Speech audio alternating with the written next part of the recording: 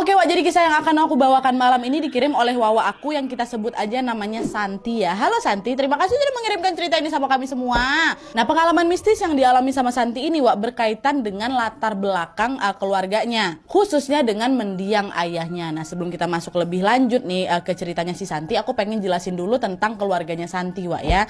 Jadi Wak, si Santi ini adalah anak keempat dari 7 bersaudara. Nah, mereka sekeluarga ini tinggal di kota B ya. Ayahnya Santi ini bernama, kita sebut aja lah Bapak Sukadi, dan merupakan seorang dukun yang sangat terkenal pada masanya Wak.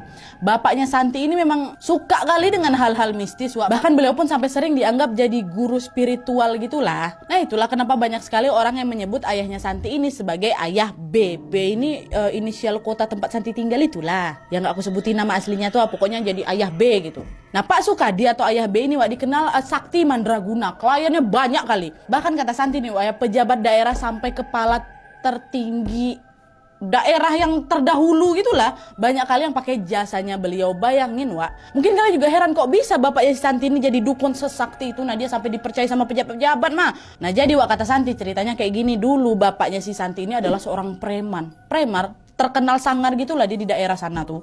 Sekujur tubuh beliau tuh dipenuhi tato, sampai-sampai orang-orang yang jadi takut lah kalau misalnya pas-pasan sama mamanya Santi pula sama bapaknya Santi di jalan kan. Nah, singkat cerita waktu itu lagi marak lah Petrus, tahu kalian kan, pembunuhan misterius yang habis-habisin preman-preman tuh.